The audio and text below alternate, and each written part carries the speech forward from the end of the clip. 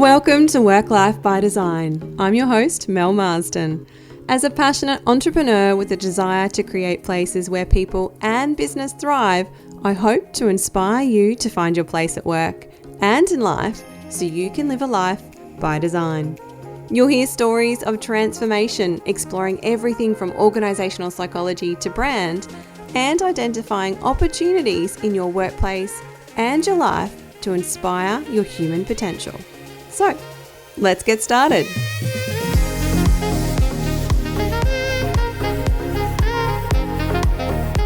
There has been a lot of conversation in the media of late about organisations handing out wellbeing days and rolling out new initiatives to combat the Great Resignation. However, as you'll hear in today's chat, it's not as simple as adding an extra few days of leave to every employee's calendar. It takes careful, long-term planning and material change at an organisational level. Today's guest is Jessica Sharpe, the Chief People Officer for Entain Australia, a FTSE 100 company that is one of the world's largest sports betting and gaming groups operating in the online and retail sector. You may be familiar with them as the local home of Ladbrokes and Neds. Jess has spent her career establishing and enhancing the HR functions into numerous businesses across multiple industries. And as she reflects in this episode, whilst it has at times been a challenging path, it is one that has equipped her well in running lean and effective teams and learning how to influence and educate stakeholders on the value of investing in their people. When Jess isn't at work influencing and optimizing human behaviour, she's at home attempting to do the same with her 3 boys. Myself and the team here at Community have had the great pleasure of working alongside Jess and her leadership team over the past 12 months, supporting their workplace transformation as they have navigated the challenges of operating in a COVID world. We have been very privileged to have been able to witness firsthand the practices that have been implemented to see Entain leading the way in workplace flexibility, health and wellbeing, and leadership that has enabled them to roll out Entain Day. Entain Day is not just another bonus leave day. Entain have implemented a 9-day working fortnight, meeting-free Wednesday, and embraced a hybrid work environment coupled with leadership development and employee education to see the organisation deeply supporting its people to thrive at work. But I'm going to let Jess tell you a little bit more about this in the episode. We also covered Jess's career journey to date and how she came to be the Chief People Officer at Entain, how the organisation has evolved in response to the global pandemic, Entain's mission to drive diversity and inclusivity not just in the technology sector but globally, and Jess's own personal practices to support her living her own work life by design. Jess is a warm, engaging and thoughtful leader, and the opportunity to glean her insights and how she has supported Entain to move forward with such a bold workplace initiative is truly inspiring. Without any further ado, please let me introduce you to Jessica Sharpe.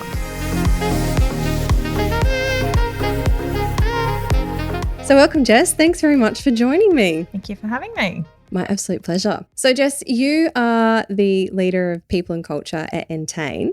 Now, with your career leading up to that moment of being the leader of people and culture at Entain, do you have any memorable moments that you can share with us that have seen you through your career up until this point? Yeah, most definitely. I feel like when you start out in your career, that's usually one of the most memorable moments. What was your first opportunity? And that comes to mind certainly for me.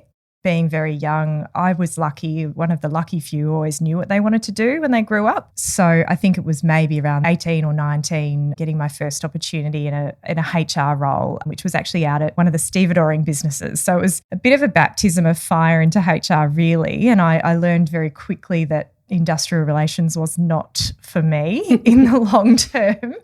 But I was so excited for that first opportunity in being able to see what it was really like after everything I'd studied and sort of learned or hypothesized about the industry. Just to jump in there quickly, how at a young age did you know that HR was the thing that you were going to be in? Like I myself also knew I was always going to be in design, but it was because I drew and I, was good with my hands and I could, create things. So that was always like an obvious choice for me. What was it about HR that made it an obvious choice for you? I don't know. I know I was 14 I know that I had a close family friend who I looked up to, and she would have only been 5 or 6 years older than me, but she was in the profession and I loved her and I looked up to her, and maybe I like to see myself in her a little bit. So I guess I had the chance to learn a little bit through her, but from that moment, it never changed. It was exactly what I wanted to do, and that has never wavered for, I guess however many, 20 plus odd years. It's nice having that conviction for that period of time. It is. Yeah. Awesome. Yeah. So I remembered that moment. And I think another one for me was being young, I always saw myself in one of the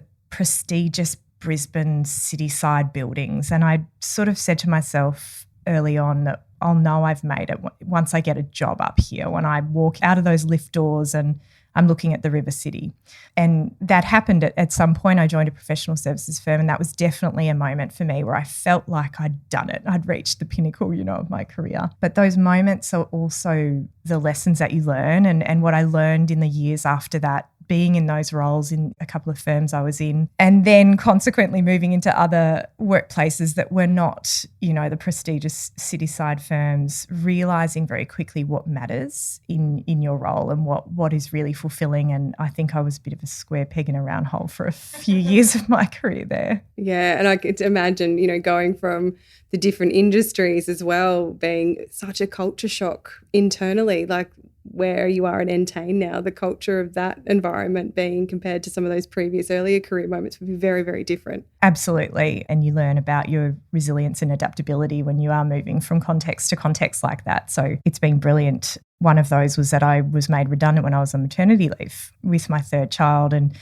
those moments, I think, is important to mention because it's sometimes some of the more harrowing moments that are the more defining and the most defining in your career. And that absolutely was for me. In that moment, it didn't feel like it was going to be a career-making moment, but in fact, it was what effectively put me on the path to where I am now, which, I use sometimes. I'm often on the other end of that conversation, the redundancy conversation in my career. And it is good to draw on that personal experience, having been in that space, to really feel that sometimes it's the wrong place at the wrong time and you never know what's around the corner. Yeah. And how did that shift that for you? What was that moment in that changed that career direction for you? I moved from what was a very comfortable professional services role, which in hindsight, I was never happy in and probably didn't realise that so much. But what happened from that moment is that I ended up with 2 career opportunities from there. One was in another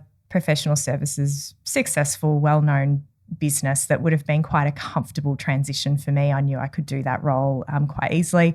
The other was a rapidly growing entrepreneurial business who did not have HR, who had 2 failed attempts at introducing HR and was heavily industrial relations focused, but it was a gap for me in my skill set, and it was a challenge that I couldn't help but want to sink my teeth into. So I took that path. It positioned me perfectly for the role that ended up presenting at Entain, and at the time was Ladbrokes. Yeah, great. And so you've been there quite a number of years now and transitioned from Ladbrokes as they've gone and changed into becoming, it was GVCA Group for a bit, and then now it's Entain. So it's been through quite some transition. But over the last 12 months, we've all been through some significant shifts as well. How has your role as the Chief People Officer at Entain been shaped by those events of the last 12 months? And how significant shifts have they been, and how and where we work within the organisation as well? It's changed in every sense of the word. We all probably realise now we've been part of a once-in-a-generation shift. I think that's happening ever more so in the people space of organisations, being that so much of the change that has taken place is impacting upon people. And as a result of where we do our work and how we do our work, as you say. So for me personally, I know when COVID hit, I actually felt from a personal perspective where we slowed down and we went into lockdown, a sense of relief in some ways for the pace that stopped everybody in their tracks. And I really believe that was such an awakening moment for so many people. And we experienced some joy again in reconnecting with our lives and with our families and with a slower way of going about what we do. That was relatively momentary, I think, for us, particularly in Queensland. And what we're seeing now is that there's been some adaptation to that. And now we're really looking at things like digital hyperconnectivity, a boundaryless world that we're balancing between what we do at home and what we do at work and when that takes place. So those shifts for us and how exponentially fast the world has moved to e-commerce in so many ways, we're seeing talent trying to keep pace with what needs to happen in organisations, and we don't have enough of that talent for the hyperscale that has occurred all over the world in these businesses. So we're now facing a very challenging time in the people space, in the talent space around that. And how has that personally affected you in your role in, keeping that culture alive in the organisation? It's required a very quick response to how do we genuinely support a healthy level of productivity with recognising the role of technology and the prominence of hyperconnectivity and what do we do about that. And then thinking about the skills we have in our business and how do we recognise what it is that we need now and in the future. How do we value people we have in our business enough to stay because they feel supported not only in their wellbeing but in their careers and in their pursuits of expanding their own talent and skill sets. But then it's looking at what do we need to grow, and if we need to inject more talent into our business, where are we going to find them and how are we going to compete with them? So all of a sudden we're looking at a whole range of initiatives that address those very changed and very real needs of our people. So you've had to adapt so quickly to, and most of these were probably initiatives that had been considered but been put on the back burner because they weren't a priority. We had other things to deal with. Whereas now we're really dealing with the situation where we have to act and we have to respond. Otherwise, we're going to lose our workforce. Yeah, absolutely. There was always that flexible working from home was a nice to have. It was a by exception situation that we all sort of dabbled in and played around in. But as you said, now it's been the way we've worked, and our business has been, incredibly busy and incredibly productive over the last 18 months. So we've seen what our people are capable of when they've been trusted and empowered to do what they need to do without boundaries about when and where that takes place. So we were a very cool case study in that way, that it showed what humans are capable of without being sat down at a desk in, 4-wall cubicles. Yeah, here's your desk Monday to Friday, 9 to 5. That's right. Yeah. And in fact, I think we could all attest, and our leaders would attest to the fact that our productivity definitely went up. It certainly did not go down. Yeah, it's interesting, those metrics, isn't it? When everyone was going, it's not possible for people to work from home. They can't be trusted. They won't do their work. They'll be too busy doing the washing. Yeah, exactly. So what does the current work model at Entain look like now? We run a hybrid model. So when we returned to office from our brief lockdown in 2020, we returned in a hybrid way where we have teams, and we did that intentionally for a couple of reasons in the beginning. One of the reasons was to get social distancing to be a real possibility. So we have our marketing teams in on Monday, Tuesdays. We have tech in on Wednesday, Thursday. Some of our bigger teams are dispersed. But essentially we've got 2 to 3 days in the office and 2 to 3 at home, depending on the team and the needs. Yeah, so it's nice and flexible. And the team are modelling that within each team and working that out as they go? Yeah, that's right. The bigger teams are allocated and those days seem to be working for them. We surveyed in the beginning to try and get as much insight about what people wanted, what they needed. So we created the solution around that, and we've since checked that more recently. And it seems to be that this model is still the one that is predominantly desirable. And what have been some of the biggest challenges that you've had to overcome throughout this whole time? We've been dealing with dispersed teams. Managers have had to upskill and change. There's this digital hyperconnectivity, which you've already mentioned. Collaboration has been challenged. Communication has definitely been stretched. Is any of that or others that have been particularly challenging for you to manage and for the entirety of Entain? I think you're right there. When we recently surveyed, the 2 issues or problems that people are most predominantly facing are around connectivity and not being able to disconnect. So that was one that people were struggling with still the most. And the other one was actually the social connectedness. So for us, the collaboration has been brilliant. People have created very effective ways of collaborating on their work and using technology to do that. You would hope so when we're a very tech-based organisation. But I was very interested in the idea of social capital and what this would do to our ability to continue to build social capital in the business. And I think that is still one of the greatest challenges that we face. The connectedness certainly is, and we are and have recently implemented some initiatives to try and effectively address that one. But how we build social capital in our business still needs some attention, and we have a lot of remote workers now fully remote in Sydney and Melbourne, in addition to the hybrid nature, sees that when we survey people, they feel their collaboration and social connectedness within their teams is strong. Between teams is the struggle. Yeah, I recently heard some research that said those that were already had strong relationships only got stronger, and those weaker relationships actually got weaker.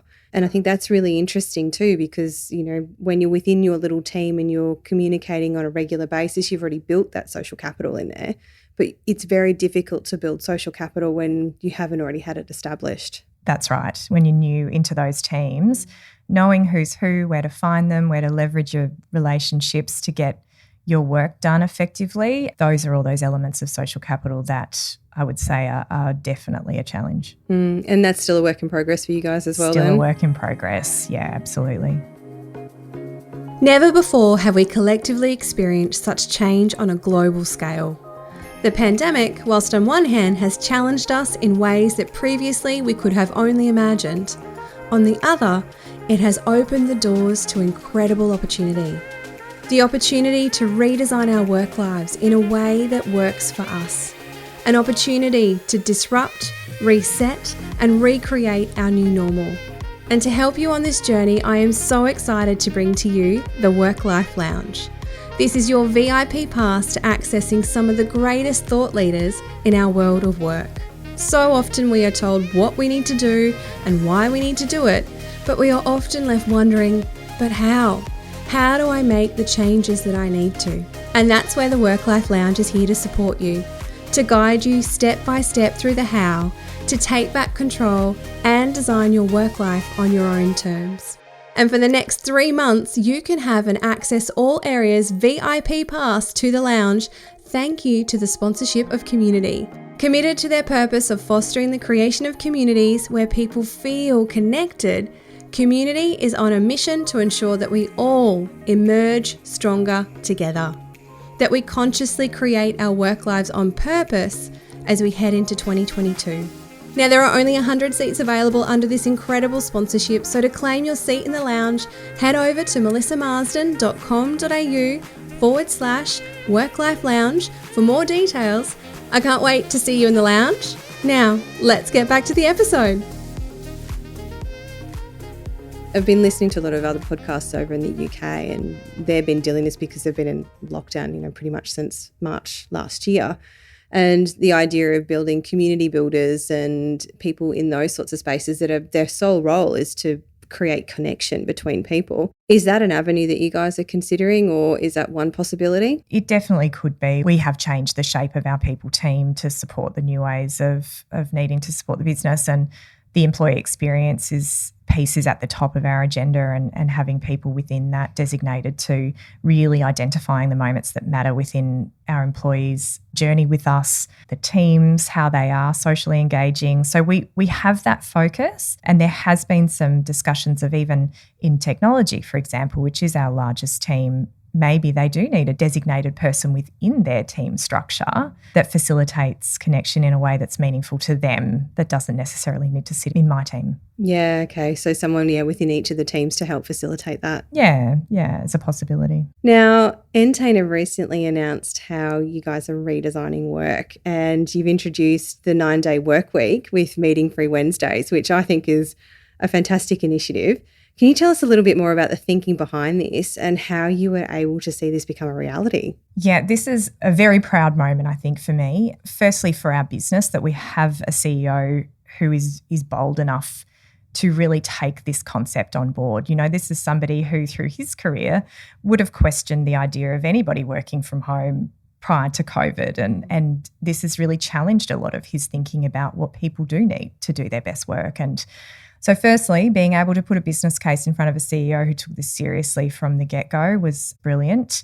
But I think it really helped that in the last couple of years, a big part of our leadership development journey has been around understanding how people work at their best, understanding how the brain works. I'm very personally interested in the work of David Rock and the Neuro Leadership Institute. So I think I've been unknowingly priming our leaders a little bit around this stuff. Fortunately, in hindsight, I think, Mel, even you got me onto Dr. Christy Goodwin and the work she does in Thriving Digitally. And so when the time came to put a very bold solution in front of the CEO, I felt that there was enough background work that had been done to set the scene around why this was so important. I'd really been positioning the idea of burnout with seriousness with our leaders to identify what it looks like and how prevalent it is and why. But more importantly, in thinking about we're a tech business, our objectives now are to be bold and innovative and create solutions for our customers. How is what we're doing with our BAU and our very, very busy schedules really supporting our ability to do that and to think like that? I'd suggest that along with the very competitive war for talent and needing to be somebody who stands behind without just saying wellbeing is important and productivity is important, we really needed to walk the talk. Yeah. And as you said, you've put a lot of research and effort into understanding this, and this hasn't just been another one of those snap decisions or those token, wellbeing days that an organisation's some have been putting in place. And some of that research that you've put behind that has been around rest and the varieties of rest. Can you just explain that a little bit more for me and how this concept of the 9-day fortnight is going to support that idea? There's a book written by John Fitch, Time Off, and it's about building your rest ethic. And that book really inspired my thinking around changing my paradigm about rest, and from it being just about getting enough sleep or finishing the workday so that you can get to bed at a reasonable time, to being actually how we rest and recover to get our brains at full capacity can be multifaceted, and it actually can be learning. And I realised that myself because when I do go away and undertake some learning or on a topic that I'm really interested in even if it's related to my work, it's energising for me. And there's theory and research to support that your rest can be very active but very beneficial. So I guess the idea of 9-day fortnight was about giving that one day to go, hey, we've always said we're serious about learning and development. We give all the opportunities. We've got subscriptions online for Udemy and LinkedIn Learn. But what you really need is time and space to do that. And maybe it is that you want to learn guitar, and that creates a more rounded person and allows you to express some creativity in a different way that then primes you as an employee to be in your best form the next day when you rock up. So I guess we're really promoting what active rest looks like and what using that 9th day of the fortnight means to giving back to yourself. And how are you supporting people to actually build that level of self-awareness to know what is the right rest for them? And that is hard. And I think like anything, it's about the example that is set. We're very lucky to have a leadership team who really themselves are very behind this initiative. The executive team they're seen to be using this day. We are sharing stories of success of using the day on LinkedIn. We're giving permission to use that day however you want to use that day freely. And so I think to see the examples of how people are using time for the benefit of recharging themselves will be hopefully the catalyst we need. But there's a big piece in education that is a long road ahead of us. Yeah, it's interesting. I mean, in the work that I do with coaching, individuals, helping them just to actually build that self-awareness to understand what energizes them, what drains them, so that they can be conscious about the activities that they're participating in and how much they're stretching themselves. so that they aren't depleting themselves constantly by giving out energy in a way that's not recharging them. Yeah, that's right. And then even very simple context that we're all aware of in theory, like context switching, and how much time we actually all waste in our day by that simple act of context switching. Being able to develop a program around ongoing awareness in that space might buy people back a little bit more of their productive time too. So there's a whole range of ways we need to look at the better use of our time with self-awareness and knowing what they need to give themselves back, just being one of them. Yeah, and so the idea of the meeting-free Wednesday as well is about being able to claw back that time. So we're not really just trying to jam 10 days worth of work into 9 days here. We're actually trying to be more effective with our use of time so that we're not wasting that incrementally throughout the day across the fortnight. Absolutely. I actually think the meeting-free Wednesday has been the critical piece in this initiative, being that it's almost like it would have just been a cruel joke. Here, you do all of your work now in 9 days. I'm sure you can do it. Good luck. But what we did by introducing that meeting-free Wednesday was exactly that. It was to remove a day that is quite often spent between various meetings, interruptions, distractions, and being able to clear that path for people to really do their focused work and hopefully achieve a lot more out of that one day that then supports and supplements the ability to truly unwind on the Monday. Yeah, and it's a Monday that you guys It's a Monday. Yeah, that's right. Yeah, it's very cool. It's not a Friday, it's a Monday. The Monday blues will now be the Tuesday blues, I suppose. No, they'll be energised when they come back because they've all been rested and recharged. So how are you guys going to know if this is actually working? What are the feedback loops that you've put in place? How long is this in place for? Is there review mechanisms?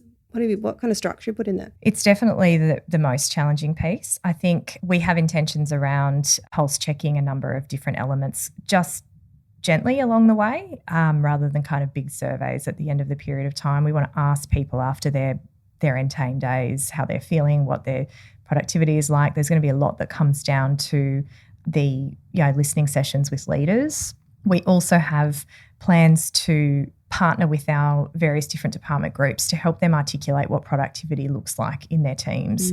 I think that's very unique to various departments and teams. That doesn't look the same in all areas. We can't quantify it in all ways. We can in our customer service team where we can track the calls, we can log them, the live chats, we know what's happening there.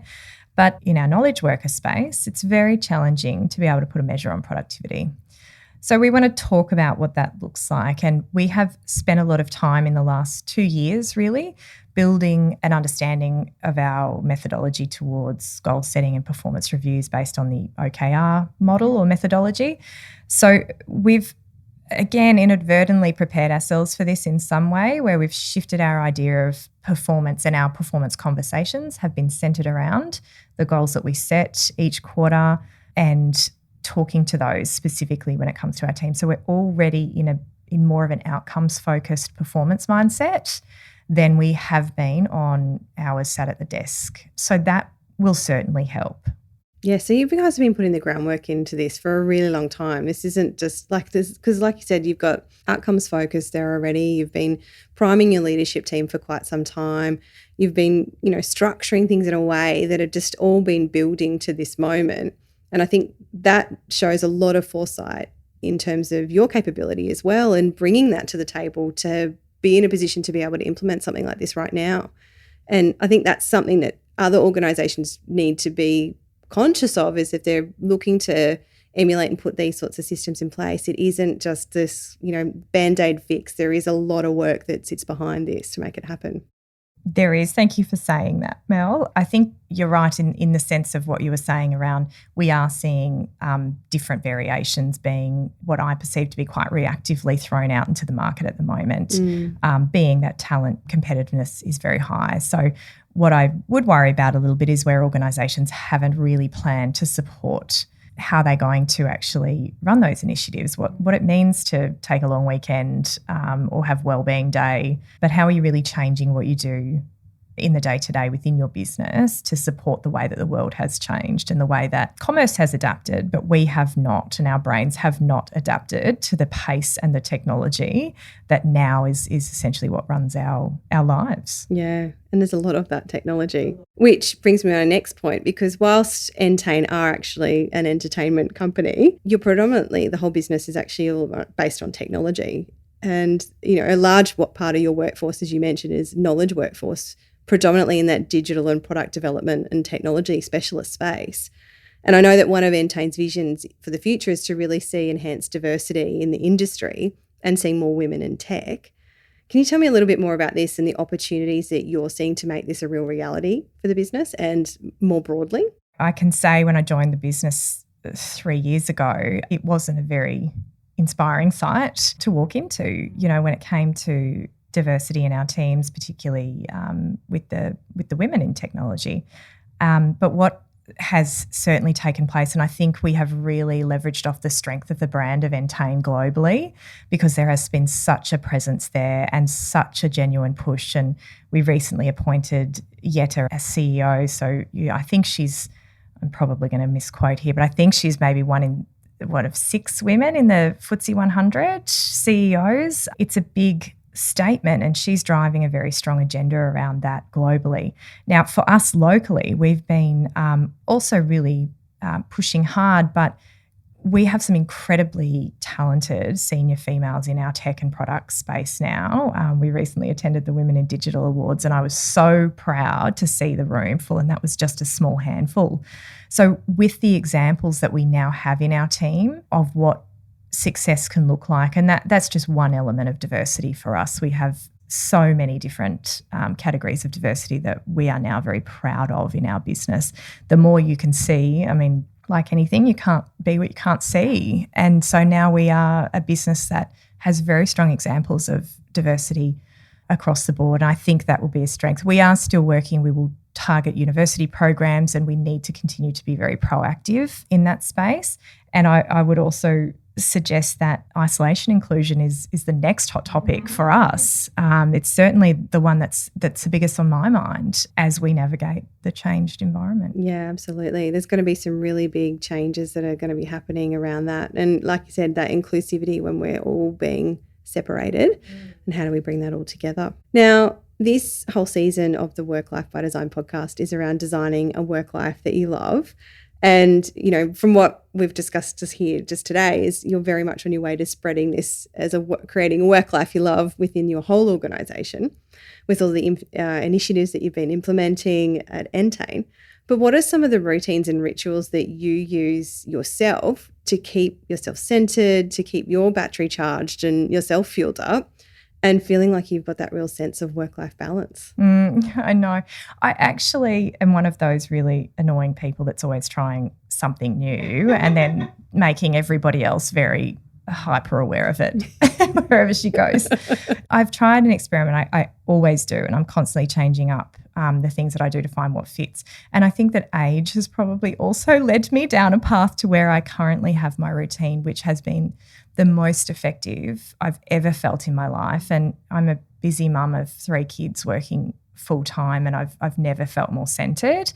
I put that down to a couple of practices that I've had in place for a while now, so I know they work. Tried and tested, but I am a 5 a.m. starter, so I do value that couple of hours in the morning that I take for my own thinking time and work organisation. So I spend that working, and then I'm very committed to yoga and Pilates, and I've sort of tried to combine those things as a way of yoga's not very. I used to be a HIIT workout, CrossFit, run, gym, all that really high, hard, active stuff. But in fact, simple things that keep your body really strong, and really yoga that also kills 2 birds with one stone. You can really use that, and Pilates as a way of meditation and just really clearing your mind. Those things have been invaluable for me, and I've really recognised the difference that has made for my lack of forgetfulness, probably, maybe irritability. My kids might beg to differ, but I stick to that now. My morning starts. I don't deviate from my exercise. That is just critical for me.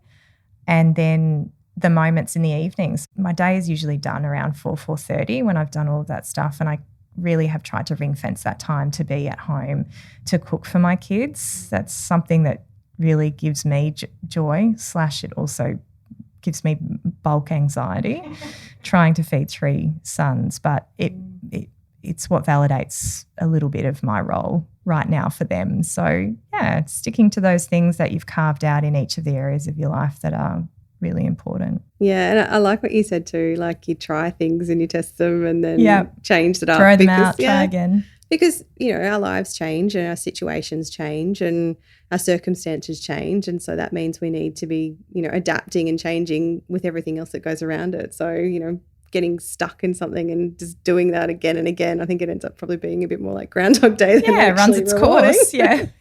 Oh, that's awesome.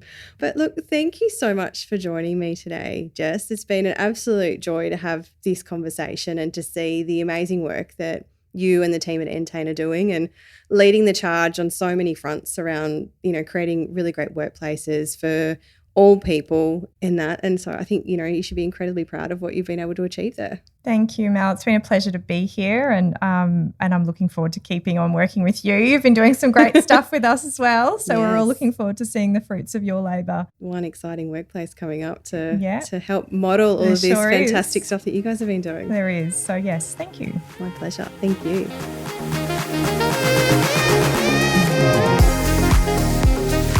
Thank you for joining me for Work Life by Design. If you enjoyed this episode, I'd love you to rate, review, or subscribe, or all 3 in iTunes and share it with your friends so we can continue to build this community. I would love to hear from you. If you have any thoughts, questions, or suggestions, you can connect with me on Instagram @Melmar or send me an email at melissa@melissamarsden.com.au. I hope this episode has given you a few sparks of inspiration so you can design a work life you love.